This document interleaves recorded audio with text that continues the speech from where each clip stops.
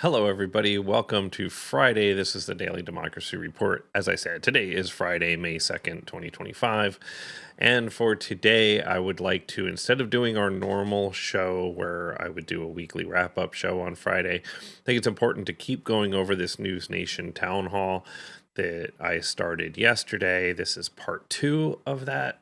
We're going to discuss further throughout the video, and unfortunately we only get to the first hour through today, so I'll evaluate the rest of it and see if there's more to bring, but I think this might be it for this. But I do encourage you to go to NewsNation and follow that. So before we get into that, if you do like the content you're seeing here, please like and subscribe. If you'd like to support the channel, you can do so at buymeacoffee.com/the Daily Democracy Report, or scan the QR code at the bottom left.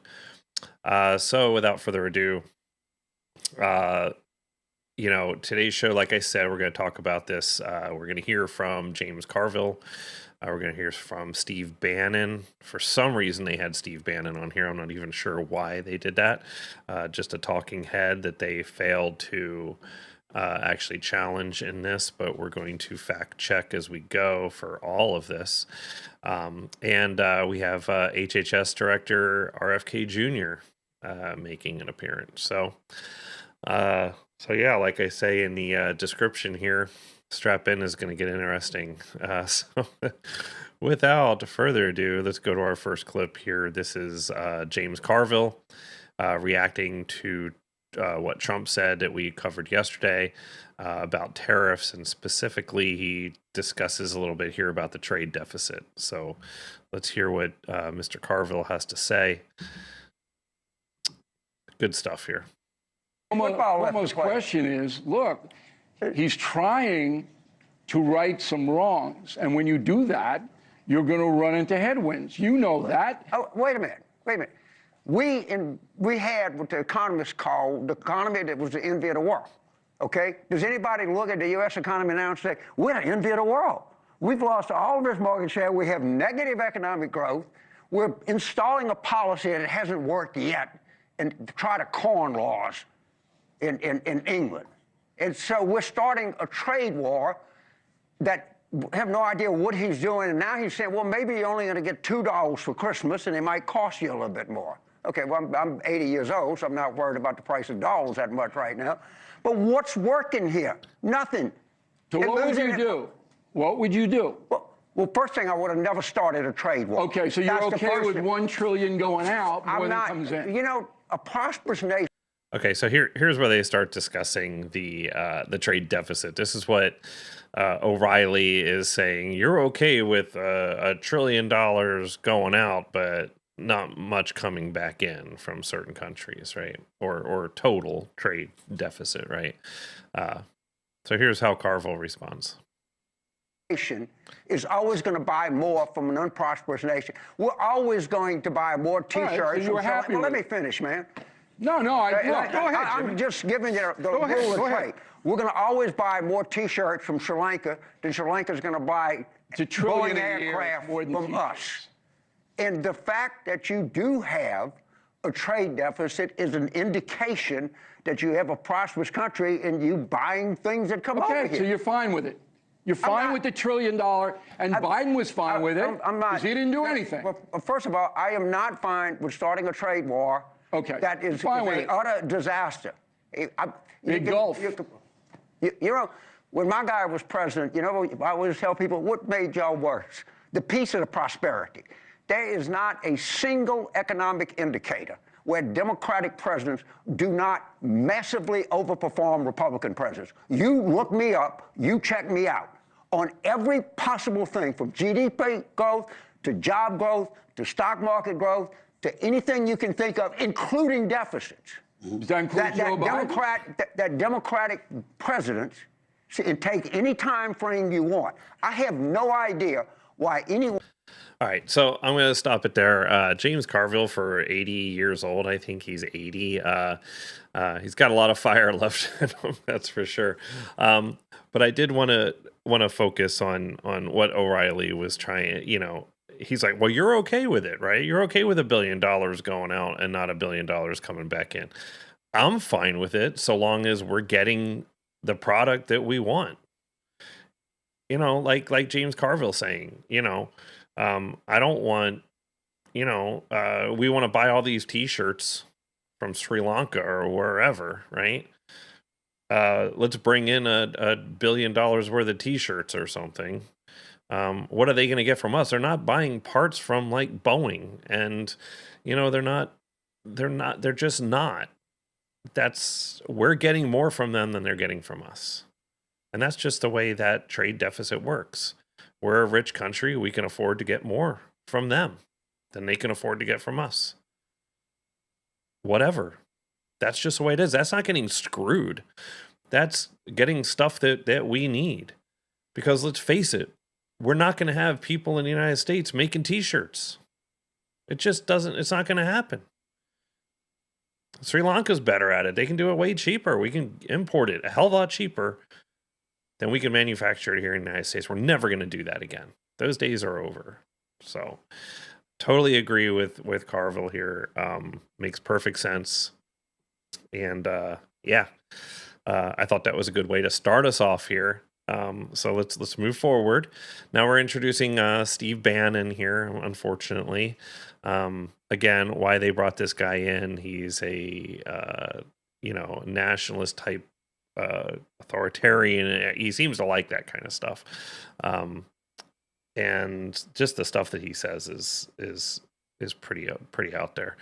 And I'm going to highlight a lot of that today. So let's hear what he has to say first off here. I'm going to talk about HBCUs, so historically black community colleges and universities. He also went out of his ways to make sure the historic black colleges and universities were well financed and has sound financial footing, right? So people get opportunities and get access to college. If they can't get into these other colleges, they get in colleges. Some of those are some of the greatest. Hampton Institute in my home state of Virginia is one of the finest colleges in the country, right? Okay. So what he said there is he's basically getting at that Trump's this wonderful, awesome person that, has funded these historically black colleges and universities. But there are facts, as well here. He's not wrong. I mean, Trump did do some of that. But to claim that Trump saved is what he's saying. Trump saved HBCUs and that they had no funding before Trump is just completely false and misleading, and it's a lie. The Strengthening Historically Black Colleges and Universities program has given Congress an avenue to award grants to HBCUs for decades. In 2019, Trump signed a bill, Futures Act, restoring more than $255 million in annual funding for minority-serving colleges that Congress had previously allowed to lapse. This was not new funding. Of the $255 million, only $85 million was earmarked for mandatory funding of HBCUs. The only words Trump contributed to the bill were his signature. That's it. Over the course of 7 years, the Obama administration invested more than $4 billion into HBCUs, and the Biden administration invested a record $16 billion. So when you hear stuff that doesn't get fact checked in real time, like I'm trying to say that, this whole town hall, which is meant to inform people over the first 100 days or whatever, and you have guests on, you have people on here, even the hosts themselves, that are saying things that you don't fact check in real time. You don't bother to say, hey, is what this guy is saying factual? Is it misleading? Why aren't you guys like Chris Cuomo? I know why. Most of them aren't, but Bill O'Reilly, I don't think he will fact check anybody unless he believes it. So anyway, that's what I'm trying to get at with all these clips here that I'm showing. So I just wanted to say, Steve Bannon, to have him on, for one, I would be asking him other questions about things that he said about Trump's current presidency, this second term. Here's one of them here. And this is on News Nation. This is Chris Cuomo interviewing Steve Bannon. And here's what Steve Bannon said. Do with putting your name in that list because you have presidential ambitions? No. And President Trump, I'm a firm believer that President Trump will run and win again in 2028. So I've already endorsed President Trump. A man like this comes along once every century if we're lucky. We've got him now. He's on fire, and I'm a huge supporter. Want to see him again in 2028. And obviously, anybody who doesn't like what you say but judges it as a function of a lack of intelligence doesn't know anything about you. I don't make that mistake. You're a smart guy. Dick. Oh, you know he's term limited. How do you think he gets another term? We're working on it.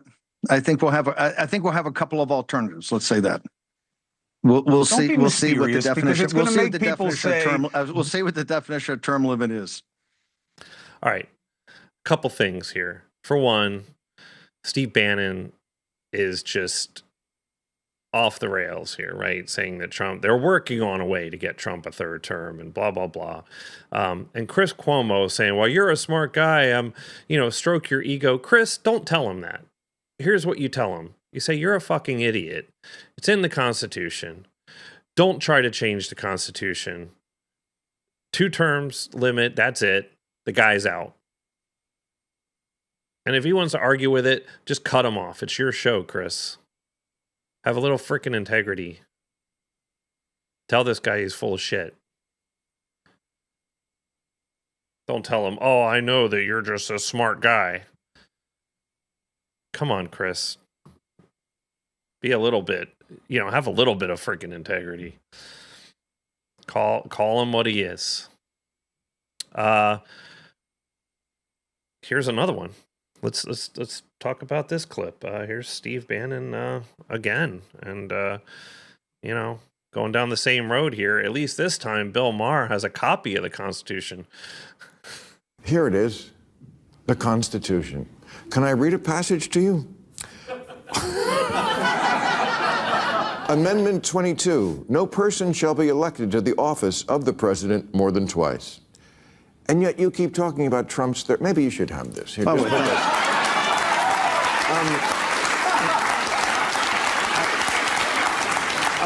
I'll get you to sign it backstage and underline. Look, President Trump didn't bring up running for a third term. Myself and others brought up running for a third term. President Trump is going to run for a third term, and President Trump is going to be elected again on the afternoon of January 20th of 2029. He's going to be president of the United States.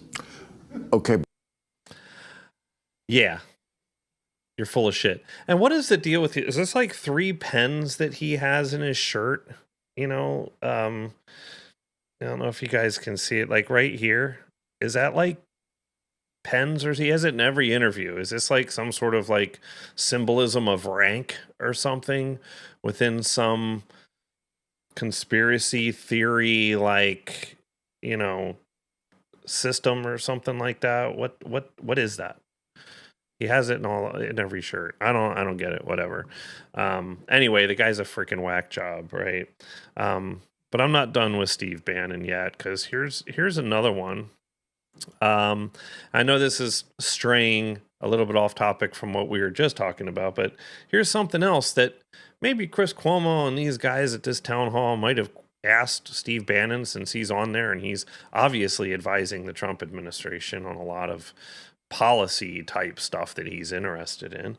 But here's one where he wants to, he's chiming in on the war in Ukraine and Vladimir Zelensky. So let's take a peek at this one. This is from Sky News, apparently. Zelensky is untrustworthy. He's a crook and a punk. And he showed what a punk he was in the Oval Office the other day. He should never be allowed back in. I don't think he should ever be allowed back in to the United States. I think a lot of people would disagree with you on the point that President Zelensky is a crook and a punk. There were democratic elections. I don't care if people agree with me. I don't care if people agree with me or not. I don't care if people. The point of principle here is that Russia invaded a sovereign country. We've sent $250 billion to Ukraine. $250 billion. President Trump says 350. 250. He says he can only account for $88 billion. We want a full investigation of where every penny went that the United States sent. And once that's done, you'll see why they're rated the third most corrupt country in the world. Okay, for one thing, it's not 250 billion. It's not even 200 billion. Like we discussed yesterday, it was 182 billion, I think, something like that. And who really the hell cares where some of that money went? Who cares? Are they fighting to defend themselves? Did the money go to them? How they spent it, who the hell cares?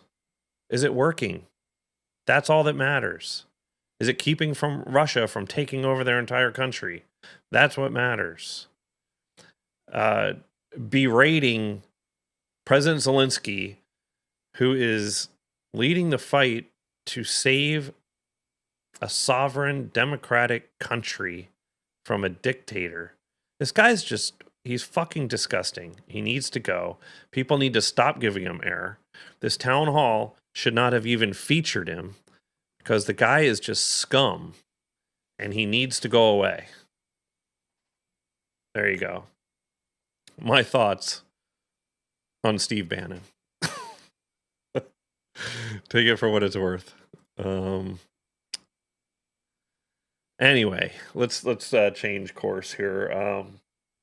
This next clip I'm going to show is from RFK Jr. He's talking about the measles vaccine here.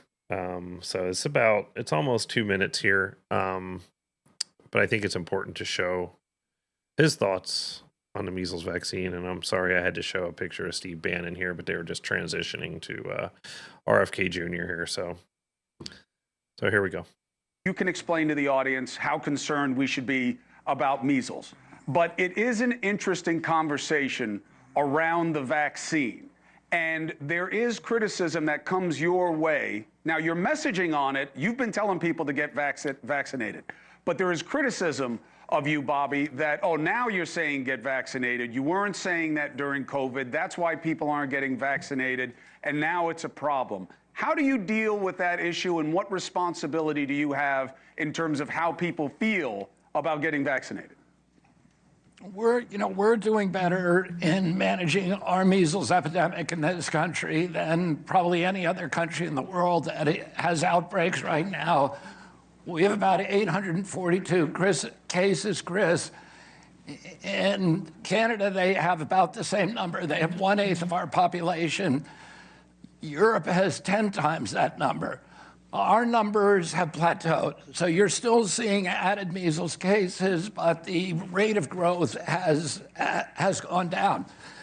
Now, there are populations in our country, like the Mennonites in Texas, who are most afflicted, and they have religious objections to the vaccination because the MMR vaccine contains a lot of aborted fetus debris and DNA particles.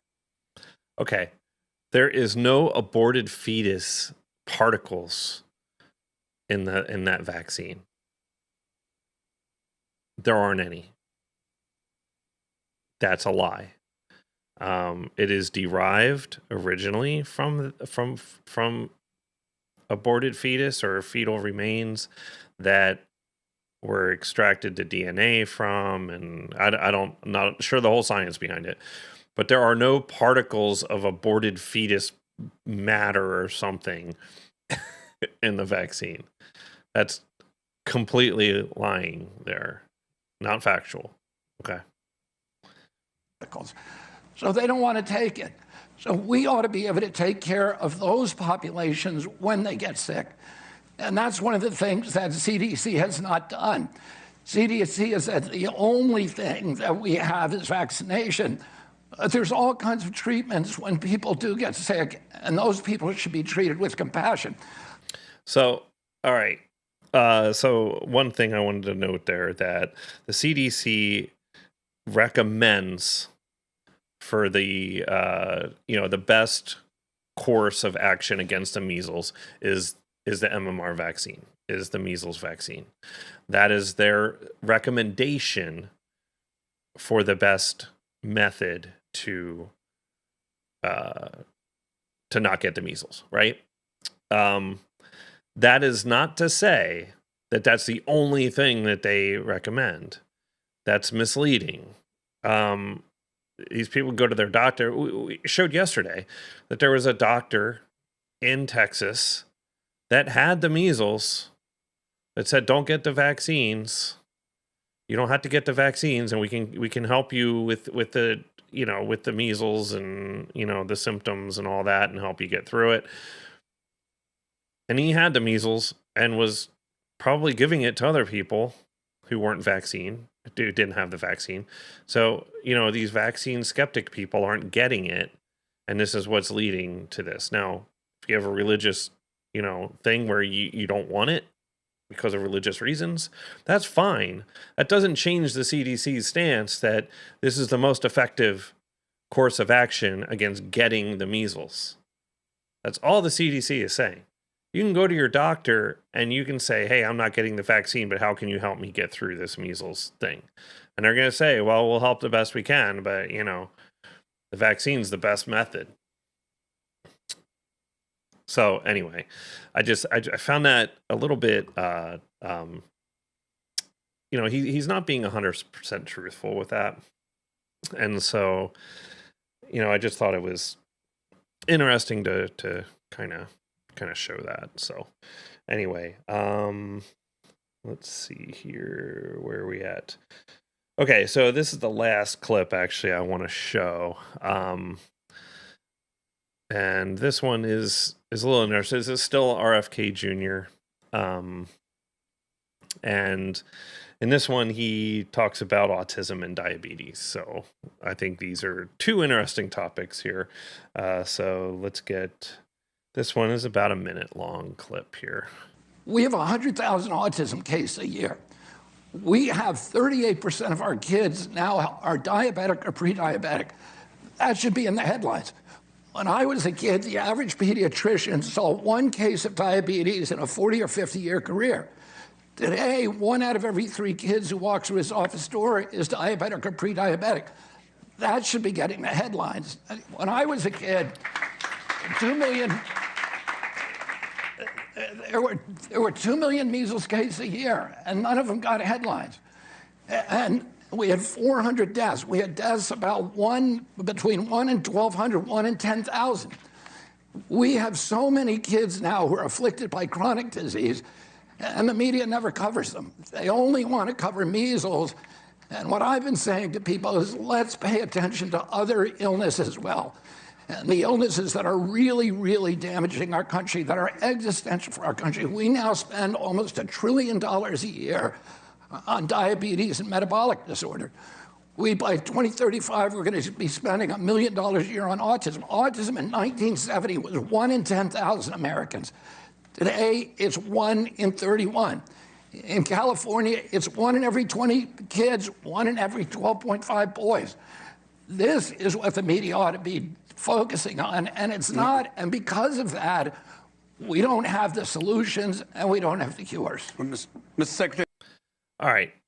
There's a lot to unpack there. Okay. There was a lot of misinformation thrown out there.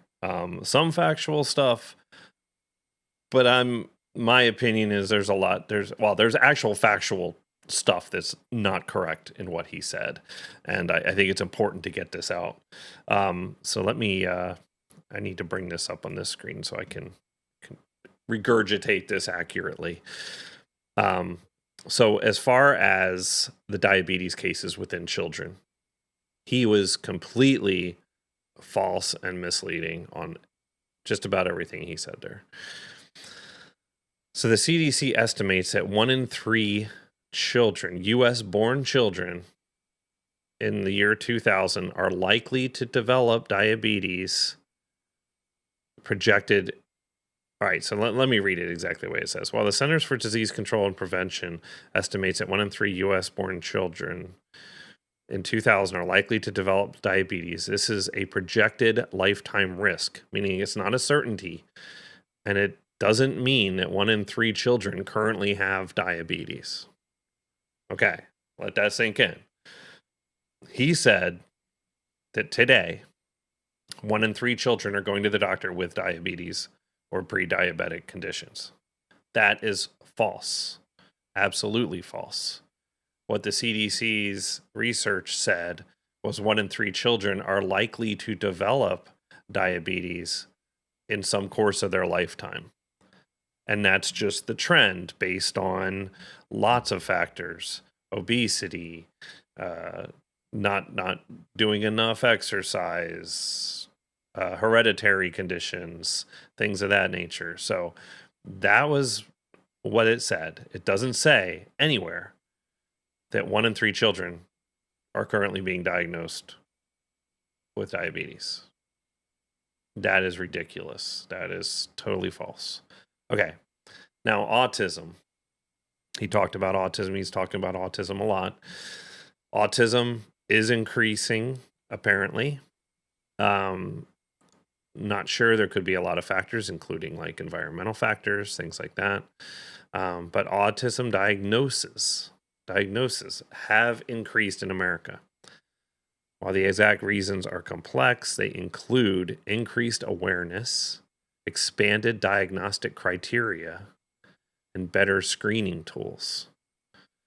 Centers for Disease Control and Prevention data shows a rise in autism prevalence among children from 1 in 50 in 2000 to 1 in 36 in 2020. So I'm not saying that he's completely wrong here, but what I'm saying is that the increase in autism, a lot of that data may be because of the better screening processes, the better diagnosis criteria. There's increased awareness in it. That a lot of these things most likely went undiagnosed. And there's mild cases of autism. So anyway, I'm not a doctor, but I'm just telling you the facts here as I read them to you. So that's not to say that autism rates aren't increasing, and there's good reason to take a look at it. And I'm not saying he's completely wrong. All I'm saying is it's not, as we discussed yesterday, I think that, he's going to come out and say, like in September, that probably vaccines are causing autism. There is no scientific data to support that. We discussed that yesterday. I wanted to just kind of expand on that today since he was talking about it. So anyway, I thought that was interesting to take a look at and to, just show kind of what the statistics behind some of this data or some of these things that he was saying. Now, this town hall, that's the last clip I wanted to show for today. Try to get out of here a little bit earlier, but I don't think we're going to. But I just wanted to, I would highly encourage you to go to NewsNation on YouTube and watch this town hall in its entirety. It's 2 hours. I think it's worth taking a look at. I think it's a little bit one-sided. I don't think there's any kind of pushback or fact-checking involved there. James Carville was kind of the one that was doing most of that during this whole thing. So I encourage everybody to go out there and watch it, or not. If you got enough of it from watching this show in the last 2 days, then you might get the gist of it. But I just thought it was important to relate that and kind of get it out there and kind of give a little facts, because those guys weren't going to fact check anybody. So figured I'd do it a little bit. So you kind of get an idea. Anyway, that's about it for me today. Again, please like and subscribe if you do like it. And definitely hit the like button, because that does really help the algorithm to get other people to watch the show. And I do appreciate everybody watching this week. was a good week. I think a lot of news this week, and hopefully, next week is a little calmer. We'll see. Anyway, thanks again. Thanks for watching. Have a great weekend. Be good to each other. Get outside. Do something. Try not to get diabetes. And we'll talk to y'all next week. Thanks again. Take care. And bye-bye.